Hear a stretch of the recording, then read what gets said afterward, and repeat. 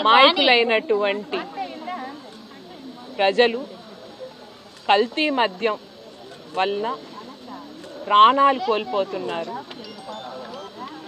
నెల్లూరు జిల్లాకు సంబంధించి ఈరోజు ఆ కల్తీ మద్యం గురించి మహిళలందరం కలిసి వచ్చి పోరాటం చేసి ఎక్సైజ్ ఆఫీస్లో వినతి పత్రం ఇచ్చి దానికి తగిన చర్యలు తీసుకోమని కూడా ఆఫీసర్లను అడగడం జరిగింది.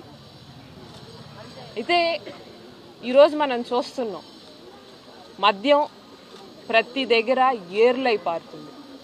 ప్రతి ఊర్లో ఊరూరా బెల్ట్ షాపులు వచ్చాయి.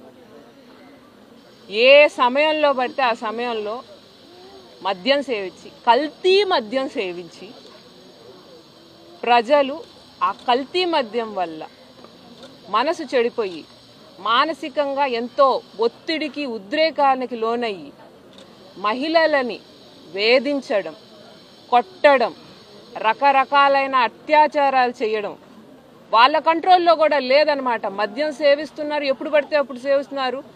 మద్యం పాలసీల్లోనే ఎన్నో లోపాలు ఉంటే దాని మీద ఈరోజు మళ్ళీ కల్తీ మద్యం తీసుకొని రావడం, దానివల్ల ప్రజల ప్రాణాలు, ఆడవాళ్ళ భద్రత మీద కూడా ఎంతో ప్రమాదం ఏర్పడుతుంది.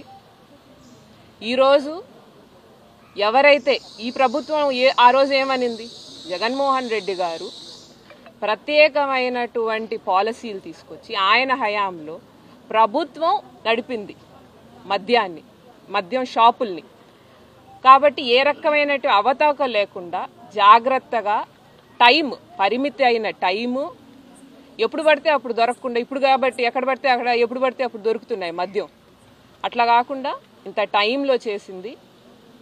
దానికి సెబ్ అనే ఒక స్పెషల్ ఎన్ఫోర్స్మెంట్ బ్యూరో పెట్టి దాని ద్వారా ఎక్కడా కూడా మద్యంలో లిక్కర్ పాలసీలో చిన్న తప్పులు కూడా జరగకుండా నడిపితే అది స్కామ్ అన్నారు చంద్రబాబు నాయుడు గారు. అదే ఈరోజు ఎక్సైజ్ ఆఫీసర్లు మీ మద్యం స్కామ్ని పట్టుకుంటే ఏమీ సమాధానం చెప్పట్ల. మీ ప్రభుత్వంలో కల్తీ మద్యం దొరికిందండి, దాని గురించి ఏమి చర్యలు తీసుకున్నారంటే ఏమీ లేదు. రకరకాలమైన డైవర్షన్ పాలిటిక్స్. మద్యం పాలసీల్లో ఎంత అసంతృప్తి ఉంది, ఆడవాళ్ళకి ఎంత దిగజారిపోయింది మద్యం పాలసీలు చేయడంలో ఈ ప్రభుత్వం అని అనేక సందర్భాల్లో చెప్పాం. ఆ పాలసీలే మార్చాలి అని అంటే ఈరోజు కల్తీ మద్యం ఇంకో కొత్త సమస్య వచ్చింది. ముందు సమస్యలే అట్టే ఉన్నాయి, కొత్త సమస్య తీసుకొచ్చారు. మద్యం పాలసీలో ఆ రోజు ఏమన్నారు, ఏమండి స్వర్ణాంధ్రప్రదేశ్లో తీర్చిదిద్దాము అని చెప్పి ఈరోజు దాన్ని మధ్యాంధ్రప్రదేశ్గా తీర్చిదిద్దారు చంద్రబాబు నాయుడు గారు. ఏర్లై పారుతుంది ప్రతి దగ్గర మద్యం. నీరు దొరకని ప్రాంతం ఉందేమో కానీ ఆంధ్రప్రదేశ్లో, మధ్యాంధ్రప్రదేశ్లో మద్యం దొరకని ప్లేస్ లేదు. రైతులు క్యూలో వెళ్ళి తెచ్చుకోవాలండి ఏర్లు, అవి కూడా దొరకట్లేదు, యూరియా అవన్నీ. అదే మందైతే ఏ షాప్లో పడితే ఆ షాప్లో, పర్మిట్ ఉన్న షాపుల్లో దొరుకుద్ది, లేని షాపుల్లో కూడా దొరుకుద్ది. ఎక్కడైనా తీసుకోవచ్చు, ఎంతైనా తాగొచ్చు. తాగి ఆరోగ్యాలు చెడుపుకొని ప్రాణాలు కోల్పోతున్నటువంటి ప్రజలకి మీరు చెప్పే సమాధానం ఏంటి? ఆ ప్రజలు సంపాదించేటువంటి వ్యక్తుల్ని పోగొట్టుకొని దిక్కులేనిది అయిపోతుంది కదా ఆ కుటుంబం. ఆడవాళ్ళు బోరున విలిపిస్తున్నారు కదా, అయిన వాళ్ళని కోల్పోయి. దాని గురించి ఎవరైనా పట్టించుకుంటున్నారండి? చీమ కుట్టినట్టయినా ఉందా ప్రభుత్వానికి?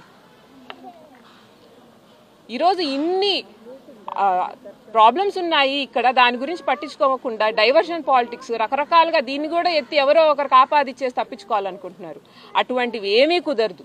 ఈరోజు జరిగింది ప్రభుత్వం తరఫున యాక్షన్ ఖచ్చితంగా తీసుకోవాలి. ప్రభుత్వం వెంటనే ఈ కల్తీ మద్యాన్ని అరికట్టాలి. వెంటనే దానికి సంబంధించినటువంటి ప్రతి ఒక్కరు వాళ్ళ మీద చర్యలు తీసుకోవాలి. ఎవరు దీనికి సూత్రధారులు ఎవరు, పాత్రధారులు ఎవరు, ప్రతి ఒక్కరు శిక్షింపబడాలని మేము డిమాండ్ చేస్తున్నాం.